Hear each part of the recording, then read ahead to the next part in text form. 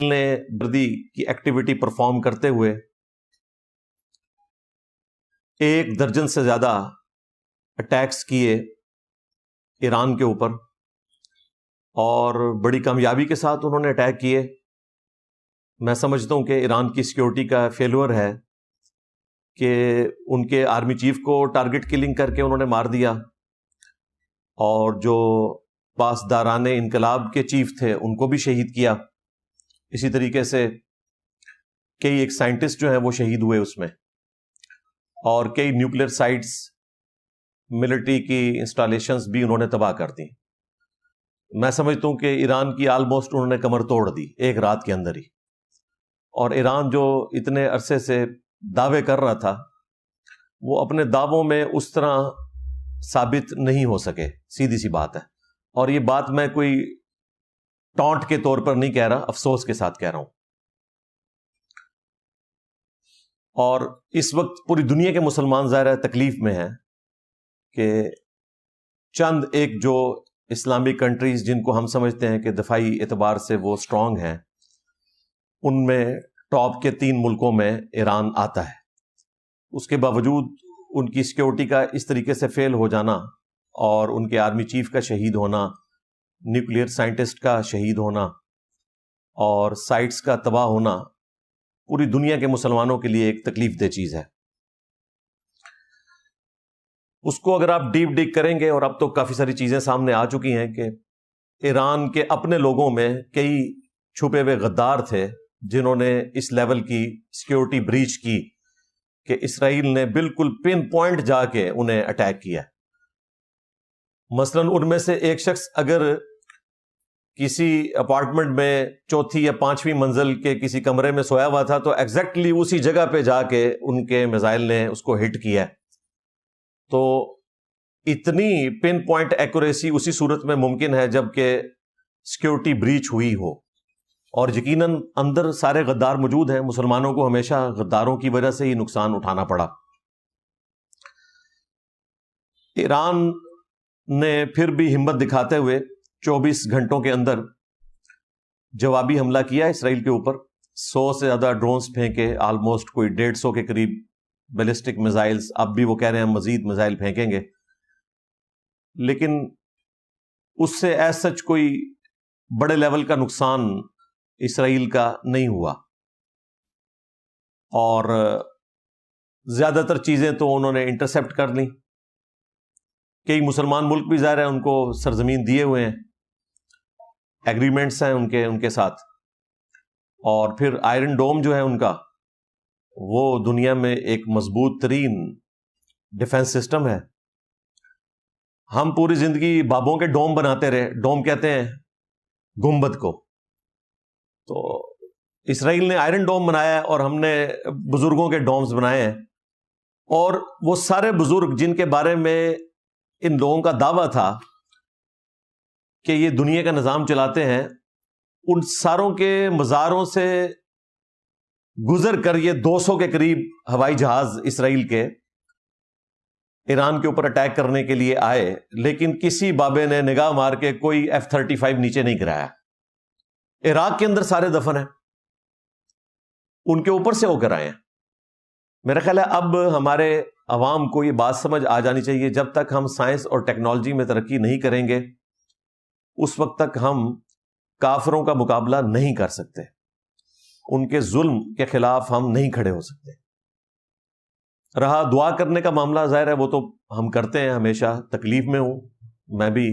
جب سے یہ ویڈیوز دیکھی ہیں سارے مسلمان تکلیف میں ہیں، دعا تو کرتے ہیں، لیکن دعا کے ساتھ دوا کرنے کی بھی ضرورت ہے۔ اللہ تعالیٰ نے دنیا کو بقدر ایفرٹ چھوڑا ہوا ہے۔ سورۃ الانفال میں اللہ تعالیٰ نے واضح طور پر فرمایا ہے کہ کافروں کے خلاف اپنی تیاری کر کے رکھو، پلے ہوئے گھوڑوں کے ساتھ اور آلات جنگ کے ساتھ۔ ظاہر ہے اس زمانے میں سب سے تیزی کے ساتھ حملہ کرنے کے لیے جو چیز استعمال ہوتی تھی وہ گھوڑے تھے، اور آج اس کے ایکویلنٹ ہمارے پاس اور چیزیں آ چکی ہیں۔ میزائل ٹیکنالوجی ہے، سب سے بڑھ کر ایئر فورس کی کنٹریبیوشن ہے۔ تو ان ساری چیزوں میں ہم نے اپنے آپ کو تیار رکھنا ہے۔ صحیح مسلم میں حدیث ہے کہ آگاہ ہو جاؤ طاقت پھینکے ہوئے ہتھیاروں میں ہے. اس زمانے میں بھی طاقت پھینکے ہوئے ہتھیاروں میں تھی اور آج بھی ہے. اس زمانے میں پھینکے ہوئے ہتھیار تیر ہوا کرتے تھے. ایک شخص بڑے اچھے طریقے سے تلوار چلا سکتا ہے، لیکن تلوار تو وہ اس صورت میں چلائے گا جب اس کے مقابلے میں جو شخص آئے گا وہ بھی تلوار لے کر آئے گا. اگر مقابلے میں ہزاروں تیر آپ کے اوپر چلا دیے جائیں تو آپ تو پھر اپنے دشمن تک بھی نہیں پہنچ سکتے. اس لیے نبی علیہ السلام نے فرمایا کہ طاقت پھینکے ہوئے ہتھیاروں کے اندر ہے. اس زمانے میں وہ تیر پھینکے جاتے تھے، اور یہ بات اتنی یونیورسل ہے کہ آج بھی ویلڈ ہے. آج بھی دیکھ لیں کہ طاقت پھینکے ہوئے ہتھیاروں میں ہے، خواہ وہ ہتھیار جو ہیں وہ ایئر فورس کے ذریعے پھینکے جائیں، سرفیس ٹو سرفیس میزائل ہوں یا بلسٹک میزائلز ہوں، یہ سب کے سب پھینکے ہوئے ہتھیار ہیں. جب تک ان میں ہم مہارت حاصل نہیں کرتے، اپنی ٹیکنالوجی کو امپروو نہیں کرتے، کبھی بھی ہم کافروں کا مقابلہ نہیں کر سکتے. اور یہ آپ کو جو اگلے زمانوں کی باتیں بتائی جاتی ہیں وہ اس زمانے میں اس طریقے سے ویلڈ نہیں ہے. یعنی آپ کو یہ بتایا جاتا ہے کہ جی مسلمان تعداد میں کم تھے اور کافروں کے اوپر غالب ہوئے. یہ بات بالکل درست ہے، اس میں کوئی شک نہیں ہے. لیکن اس زمانے میں اسلحہ ٹیکنالوجی کے پوائنٹ آف ویو سے بالکل ٹکر کا ہوتا تھا. اگر سیدنا خالد ابن ولید رضی اللہ تعالیٰ عنہ یہاں سے ایک تلوار لے کر نکلے ہیں نا، تو سامنے سے رومن جنرل بھی ایک تلوار لے کر سامنے آتا تھا، اور پہلے اس طریقے سے 1 to 1 لڑائی ہوتی تھی اور اس کے بعد پھر اوپن جنگ ہوتی تھی. یہ نہیں ہوتا تھا کہ سامنے سے جو ان کا جنرل ہے وہ کلاشنکوف لے کر آ جائے. ورنہ مجھے بتائیں، اگر ایک شخص کلاشنکوف لے کر آ جائے اور سامنے 1000 تلوار والے بھی کھڑے ہوں تو وہ ان کا مقابلہ نہیں کر سکتے. تو اسلحہ برابر کا تھا، تعداد کی کمی ضرور ہوتی تھی. تعداد تو آج بھی دیکھ لیں، اسرائیل جو ہے وہ باقی ملکوں سے اگر اسے کمپیئر کیا جائے تو وہ آٹے میں نمک کے برابر بھی نہیں. مسلمانوں کی تعداد اگر دیکھی جائے، بلکہ مسلمانوں کے مولویوں کی تعداد جو ہے نا وہ زیادہ ہے اسرائیل میں رہنے والے لوگوں کی تعداد سے. تو انہوں نے تو ثابت کر دیا کہ ٹیکنالوجی کی گیم ہے ساری. ٹیکنالوجی میں وہ اوپر چلے گئے ہیں. ظاہر ہے امریکہ نے ان کو سپورٹ کیا، اپنی بھی ان کی محنت ہے. تو یہ اس زمانے میں چیز ثابت ہو چکی ہے کہ ٹیکنالوجی کے بغیر آپ کبھی بھی ترقی نہیں کر سکتے. اور یہ جذباتی باتیں چھوڑ دیں کہ جی اگر آپ کا ایمان کامل ہے تو آپ کے پاس ہتھیار بھی نہیں ہے تو تب بھی آپ جنگ میں جیت جائیں گے. بالکل ایسا نہیں ہوتا. غزوہ بدر، احد کی اور خندق کی مثالیں دینا بالکل غلط ہے. وہ اللہ تعالیٰ کی غیبی تائید تھی، یہ ذہن میں رکھیے گا. اور وہ پیغمبر کے ساتھ تھی. پیغمبر کو ایک لمیٹڈ ٹائم دیا گیا تھا، اس کے اندر دین کو غالب کرنا تھا عرب کی سرزمین میں. اس لیے اللہ تعالیٰ نے معجزانہ طور پر فرشتے نازل فرمائے اور اپنے نبی کی مدد فرمائی، اور یہ جنگیں معجزانہ طور پر جیتی گئیں. یہ ایکسٹراپولیٹ نہیں ہوئی ہیں. آپ کو کسی ضعیف روایت میں بھی نہیں ملے گا کہ جنگ قادسیہ میں پرشینز کے خلاف یا جنگ یرموک میں رومنز کے خلاف کبھی صحابہ کرام کی مدد کے لیے فرشتے اترے ہوں. ہزاروں مسلمانوں نے قربانیاں دی ہیں، تب جا کے وہ جنگیں جیتی ہیں. کوئی ضعیف روایت بھی نہیں ملے گی. لہذا یہ جو آج کل آپ کو کہانیاں کرواتے ہیں اور اردو کی شعر و شاعری میں آپ کو گرمانے کی کوشش کرتے ہیں، تو ایسا تو نہیں ہوتا بھائی دنیا میں. نبی اسلام کی مبارک زندگی سے مثال دینا بالکل غلط ہے. وہ ایک اسپیسیفک کیس تھا. دنیا کو اللہ تعالیٰ نے بقدر ایفرٹ چھوڑا ہے. ایک اور آپ اسپیسیفک کیس دیکھ لیں. نبی الاسلام کی پیدائش جس سال ہوئی، اللہ تعالیٰ نے اس سال ابراہ کے لشکر کو تباہ کیا جو خانہ کعبہ پر چڑھائی کے لیے آیا تھا. تو کیا یہ پریسیڈنٹ سیٹ ہو گیا؟ بالکل نہیں. نبی الاسلام کے دنیا سے تشریف لے جانے کے بعد یزید پلید کے دور کے اندر صحیح مسلم میں آتا ہے کہ خانہ کعبہ کے اوپر چڑھائی ہوئی، غلاف کعبہ بھی جل گیا. اللہ تعالیٰ نے کوئی حفاظت نہیں فرمائی. اس کے بعد عبد الملک بن مروان کے دور میں اس کے گورنر حجاج ابن یوسف نے، صحیح مسلم میں آتا ہے کہ کعبے کے اوپر حملہ کیا، عبداللہ ابن زبیر کو شہید کر دیا. ان کی لاش جو ہے وہ لٹکا دی دروازے کے اوپر.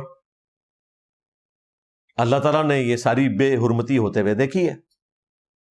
حتیٰ کہ بخاری مسلم میں آتا ہے کہ قرب قیامت میں ایک پتلی ٹانگوں والا حبشی کعبے کی اینٹ سے اینٹ بجا دے گا, کوئی حفاظت نہیں ہوگی. ایک ایکسیپشن رپورٹ ہوئی بخاری مسلم میں کہ دجال کے اگینسٹ مکے اور مدینے کی حفاظت ہوگی, دیٹس آل. لیکن دوسری طرف اسی بخاری اور مسلم میں اتنی ساری چیزیں بھی رپورٹ ہوئی ہیں. تو یہ بات سمجھ لیں, دنیا کو اللہ نے بقدر ایفرٹ چھوڑا ہوا ہے. ایک آدھ کوئی معجزہ پکڑ کے, وہ بھی نبی اسلام کی مبارک زندگی سے, اسے ایکسٹراپولیٹ کر کے اور لوگوں کو معجزات اور کرامات کے چکر میں ڈال دینا, یہ بڑی سخت زیادتی والی بات ہے. ابھی دیکھ لیں حال ہی میں آپ کے وہ سارے پول کھل گئے. وہ لیبیا میں ایک مسافر کی سٹوری عام ہوئی, واللہ عالم ہمیں کوئی پتہ نہیں ہے کہ اس کے پیچھے کیا حقیقت ہے. وہ اس مسافر اور پائلٹ کی ملی بھگت ہے یا واقعی اوریجنل ہے. ہمارے پاس تو کوئی انسٹرومنٹ نہیں چیک کرنے کا, کیونکہ وہ پائلٹ جو تھوڑی دیر پہلے تک تو اس کو بٹھانے کے لیے تیار نہیں تھا, ایک دفعہ جہاز واپس آیا اس کے ساتھ تصویریں کھنچوا رہا ہے. تو ایسی کون سی چینج آ گئی ہے, واللہ عالم, ہمیں نہیں پتا. چلیں ہم ان کے کہنے پہ اسے کرامت مان لیتے ہیں. اس طرح کی کرامت تو ہو سکتی ہے کہ اللہ تعالیٰ کسی کے ساتھ کوئی حوصلہ افزائی کا معاملہ فرمائے, اس پر اپنا کرم فرما دے, اس کا اکرام کرے. کر کے اس نے بھی کچھ نہیں دکھایا. اس نے یہ نہیں کہا کہ بھی جہاز واپس آ کے مجھے لے جائے گا, میں نگاہ ماروں گا تو دوبارہ واپس آئے گا. لیکن یہ بھی میں اس کو صحیح مانتے ہوئے کہہ رہا ہوں, واللہ عالم, کہ دوسری طرف کی بات درست ہو جو کہہ رہے ہیں کہ وہ وہاں کی جو ایئر لائن تھی وہ آلموسٹ کنگال ہونے کے قریب تھی, تو یہ سارا ڈرامہ رچایا گیا. عین ممکن ہے, مسلمانوں سے کچھ بھی آپ ایکسپیکٹ کر سکتے ہیں.